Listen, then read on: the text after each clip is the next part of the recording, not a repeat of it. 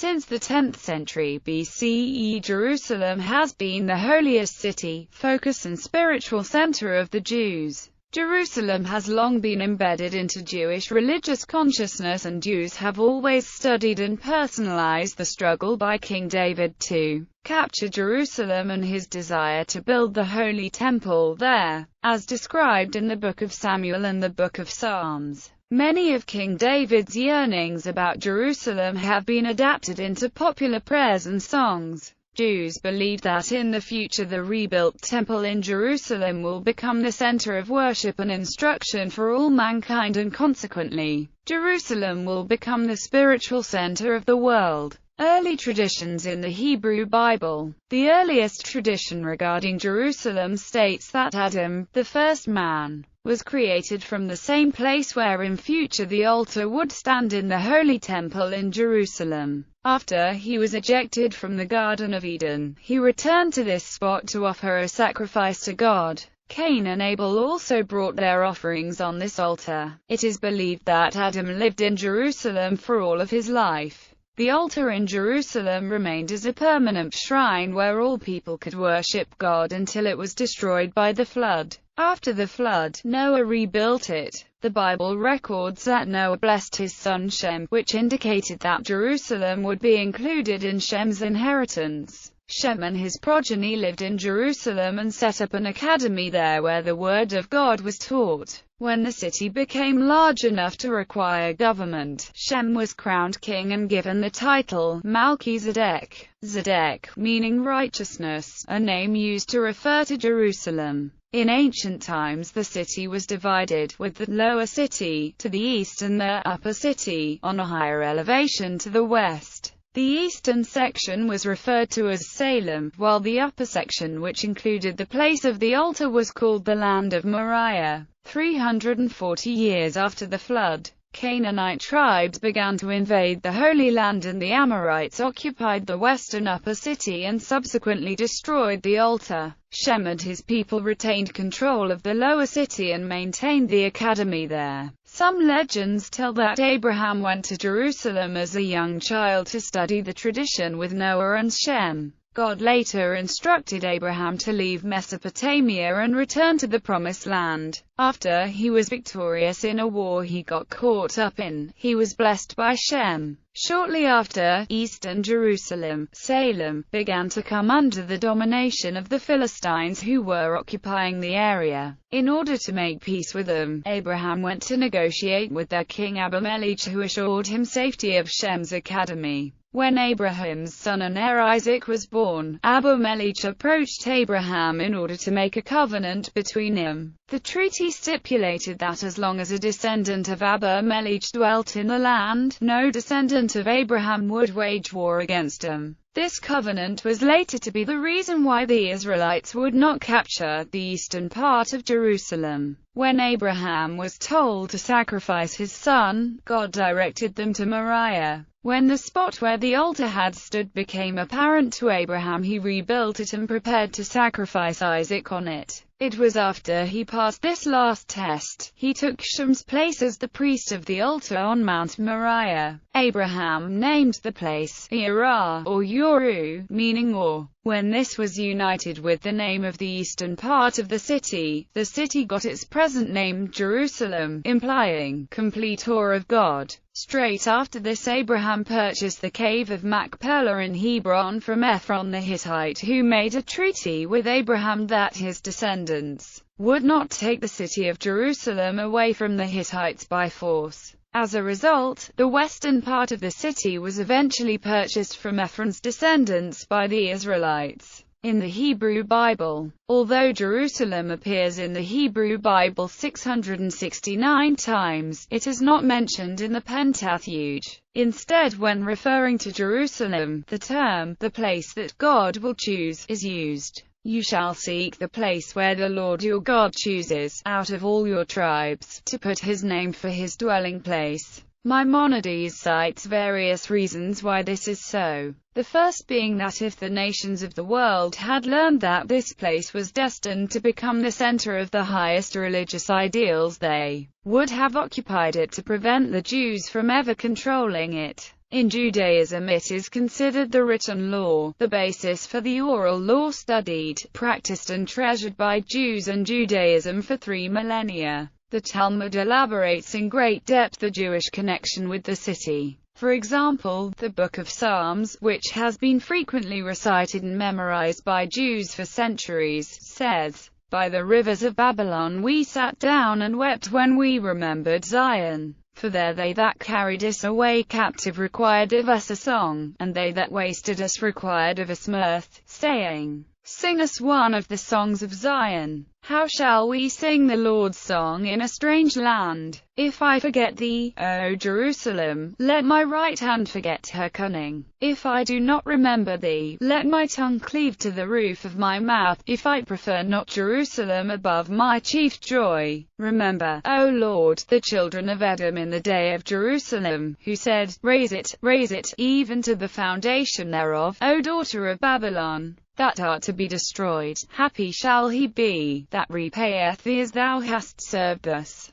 Happy shall he be, that taketh and dasheth thy little ones against the stones. O God, the nations have entered into your inheritance, they have defiled the sanctuary of your holiness. They have turned Jerusalem into heaps of rubble, they have shed their blood like water round Jerusalem. O Jerusalem, the built-up Jerusalem is like a city that is united together. Pray for the peace of Jerusalem. Jerusalem is surrounded by mountains as God surrounds his people forever. The builder of Jerusalem is God, the outcast of Israel he will gather in. Praise God, O Jerusalem, Lord your God, O Zion. In rabbinic literature, Jewish religious writings contain thousands of references to Jerusalem, some of which are included in the following. If one is praying in the land of Israel, he should direct his heart towards Jerusalem. If he is standing in Jerusalem, he should face towards the Holy Temple. 27a. Why the fruits of Gnos are not found in Jerusalem, so that the pilgrims should not say, were it only incumbent on us to eat the fruits of Gnos are in Jerusalem, it would be enough. Pesachim 8b. In the future the Holy One will expand Jerusalem to the extent that a horse will flee and its owner will be able to recover it, while still being within the city's limits. Pesachim 50a. Jerusalem was not divided among the tribes. Joma 12a. A snake or scorpion never injured anyone in Jerusalem. Joma 21a. Whoever did not see Jerusalem in her glory has never seen a beautiful city. Sukkah 51b. 10 measures of beauty descended to the world. Jerusalem took 9. Kiddushin 49b. Jerusalem is the light of the world. Bereshit Rabbah 59. Jerusalem will not be rebuilt until the ingathering of the exiles has occurred. Tanchuma Noach 11. The land of Israel sits at the center of the world and Jerusalem sits at the center of the land of Israel. Tanchuma Kedoshim 10. Why did the Omnipresent not create warm springs in Jerusalem, like those of Tiberias? So a person should not say, let us ascend to Jerusalem in order to bathe. Sifra Behalotecha 89. There is no beauty like that of Jerusalem. Abbot of Rabbi Natan 28. 10 miracles occurred for our forefathers in Jerusalem. Abbot of Rabbi Natan 35. From all your tribes. This refers to Jerusalem because all Israel are partners in her. Abbot of Rabbi Natan 35. In the future all the nations and kingdoms will be gathered unto Jerusalem. Abbot of Rabbi Natan 35. All who pray in Jerusalem, it is as if he prayed before the throne of glory, because the gate of heaven is situated there. Pirkei de Rabbi Eliezer 35. In the merit of Jerusalem I split the sea for them. Yalkut Shimoni Isaiah chapter 473. In the future the suburbs of Jerusalem will be filled with precious stones and jewels and all of Israel will come and take them. Yalkut Shimoni. Isaiah chapter 478. From the day Jerusalem was destroyed, God has no joy, until he rebuilds Jerusalem and returns Israel to it. Yalkut Shimoni. Lamentations chapter 1009. in Jewish law and custom. Temple in Jerusalem. In antiquity, Judaism revolved around the temple in Jerusalem. The Sanhedrin, which governed the nation, was located in the temple precincts. The temple service was at the heart of the Rosh Hashanah and Yom Kippur proceedings. The temple was central to the three pilgrim festivals, namely Passover, Shavuot and Sukkot, when all Jews were incumbent to gather in Jerusalem. Every 7 years all Jews were required to assemble at the temple for the Hakhel reading. The 49-day counting of the Omer recalls the Omer offering which was offered at the temple every day between Passover and Shavuot. The 8-day festival of Hanukkah celebrates the rededication of the Second Temple after its desecration by Antiochus IV. A number of fast days including the 9th of Av, the 10th of Tevet and the 17th of Tammuz, all recall the destruction of the temple. Maimonides records a list of bylaws which applied to Jerusalem during the temple period. A corpse must not be left within the city overnight. Human remains must not be brought inside the city. Its houses are not to be rented out.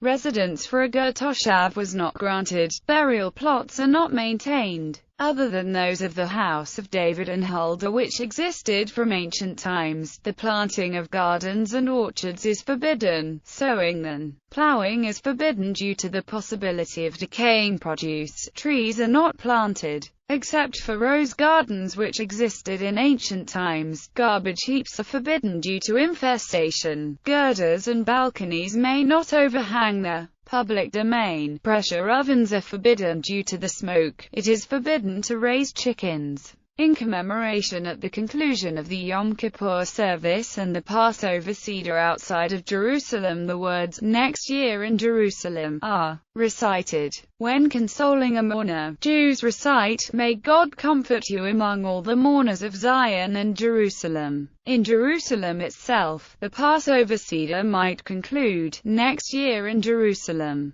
The rebuilt, referring likely to the temple that was destroyed over 2 millennia ago. In prayer. In Judaism, the daily prayers contain numerous references to Jerusalem. The Amidah prayer, which is recited 3 times on regular weekdays, must be said facing towards Jerusalem. The following supplication is contained in it.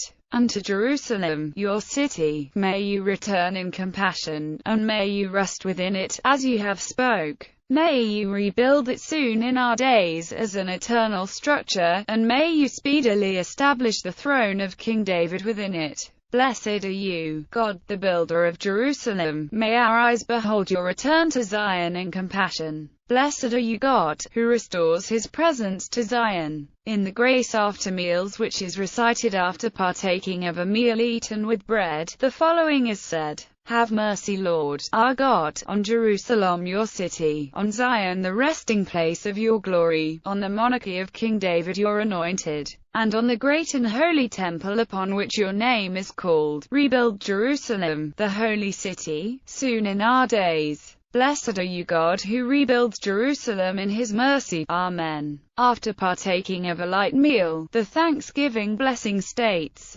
Have mercy, Lord, our God, on Jerusalem, your city, and on Zion, the resting place of your glory, upon your altar, and upon your temple. Rebuild Jerusalem, the city of holiness, speedily in our days. Bring us up into it and gladden us in its rebuilding, and let us eat from its fruit and be satisfied with its goodness, and bless you upon it in holiness and purity. Customs in remembrance of Jerusalem. Some Jewish groups observe several customs in remembrance of Jerusalem. A tiny amount of ashes touched to the forehead of a Jewish groom before he goes to stand beneath the bridal canopy. This symbolically reminds him not to allow his own rejoicing to be greater than the ongoing need to recall Jerusalem's destruction. The well-known custom of the groom breaking a glass with the heel of his shoe after the wedding ceremony is also related to the subject of mourning for Jerusalem. It is a custom for some that the groom recites the sentence from Psalms, "If I forget thee, O Jerusalem, let my right hand forget her cunning." Another ancient custom is to leave a patch of interior wall opposite the door to one's home unpainted, as a remembrance of the destruction of the temples and city of Jerusalem. According to Jewish law, as an expression of mourning for Jerusalem, it is forbidden to listen to any form of music other than on holidays and at celebrations such as weddings and inaugurations of new Torah scrolls. This prohibition, however, while codified in the Shulchan Aruch, is not followed by the vast majority of Orthodox and even Haredi Jews nowadays. Western Wall in Jerusalem. The Western Wall, in the heart of the Old City of Jerusalem, is one of the holiest sites in modern Judaism. This is because it is the closest point to the original site of the Holy of Holies, which is currently inaccessible to Jews. Until 1967, it was generally considered to be the only surviving remnant of the Second Temple from the era of the Roman conquests. There are said to be esoteric texts in Midrash that mention God's promise to keep this one remnant of the outer temple wall standing as a memorial and reminder of the past. Hence also the name of Wailing Wall, used by non-Jews because many Jews would traditionally cry when they came before it. However, the capture of eastern Jerusalem in the Six-Day War revealed that the retaining wall of the Temple Mount in fact survived in all places, rabbis and Jerusalem. The Talmud records that the rabbinical leader Yohanan ben Zakkai urged a peaceful surrender, in order to save Jerusalem from destruction, but was not heeded as the city was under the control of the Zealots. An early expression of the Jewish desire to return to Zion is the journey of Yehuda HaLevi, who died in about 1140. Jewish legend relates that as he came near Jerusalem, overpowered by the sight of the holy city, he sang his most beautiful elegy, the celebrated Zionide, Zion Halo Tishali, and that at that instant he was ridden down and killed by an Arab. He was followed by Namanides, the Ramban, who, in 1267 emigrated to the land of Israel, and came for a short stay to live in Jerusalem. He wrote that he found barely 10 Jews, as it had been desolated by the Crusades. Nevertheless, together they built a synagogue that is the oldest that still stands to this day, known as the Ramban Synagogue. Both Elijah ben Solomon, known as the Vilna Gaon, and Israel ben Eliezer, known as the Baal Shem Tov, instructed and sent small successive waves of their disciples to settle in Jerusalem then under Turkish Ottoman rule. They created a Jewish religious infrastructure that remains the core of the Haredi Jewish community in Jerusalem to this day, currently led by the Edar HaChareidis. Some of the descendants of the Vilna Gaon students established the extremely anti-Zionist Neturei Karta movement, creation of the State of Israel. The British Mandate of Palestine authorities created the new offices of Chief Rabbi in 1921 for both Ashkenazi Jews and Sephardic Jews, with central offices in Jerusalem. Rabbi Abraham Isaac Kook moved to Jerusalem to set up to this office, associated with the religious Zionist Mafdal group, becoming the first modern chief rabbi together with Sephardic chief rabbi Yaakov Meir. The official structure housing the chief rabbinate was completed in 1958 and is known as Heichal Shlomo. In contrast, the Haredi Jews of Jerusalem formed the anti-Zionist Edar HaChareidis, an umbrella organization for all Haredi Jews who were not Zionists and fiercely opposed the activities of the Zionist movement. The first chief rabbi of the Edar HaChareidis was Rabbi Yosef Haim Sonnenfeld. Several groups formerly aligned with the Edar gradually broke away from it. These include the Hasidic movements Belz and Sker. The Hasidic group Ger was never part of the Edar. Aside from the more famous Ashkenazi Edar, there is also a lesser-known Sephardi Edar HaChareidit. Jerusalem is also home to a number of the world's largest yeshivot, and has become the undisputed capital of Jewish scholarly religious and spiritual life for most of world Jewry. Examples of major yeshivos in Jerusalem are the Mir Yeshiva and the Brisk Yeshiva. Major Hasidic dynasties headquartered in Jerusalem include Toldos Aharon, Toldos Avraham Yitzchok, Doshinsky, Ger, Belz, Breslov, Karlin Stolin, and Rachmes Dryuka. Most of these groups have a membership ranging from circa 1,000 to tens of thousands.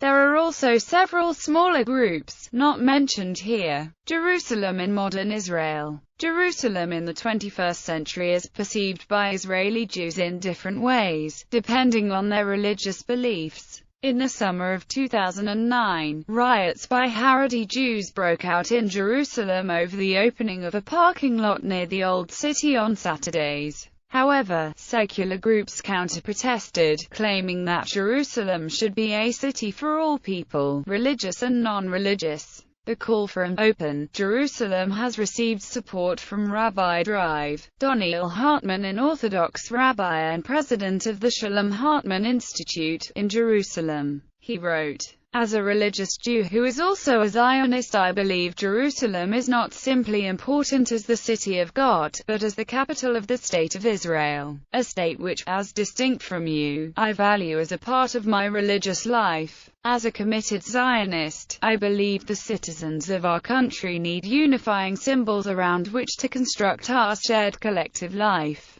Jerusalem, one of the few remaining unifying concepts in our deeply divided Jewish world, may serve as precisely such a symbol. The meaning of Jerusalem as the capital of Israel is that it is a city which belongs to all citizens of the state of Israel. While you and I may observe Shabbat in similar ways, my fellow citizens of Israel observe it very differently. While you want to preserve the city, I want to preserve our people." Reconstruction of the Temple of Solomon according with the biblical description. A coin issued by the rebels in the year 68. Obverse. Shekel Israel, year 3. Reverse. Jerusalem the Holy. The Old City in the early 1900s. The two domes in the Jewish Quarter are of the Herber and Tiferes Yisrael synagogues.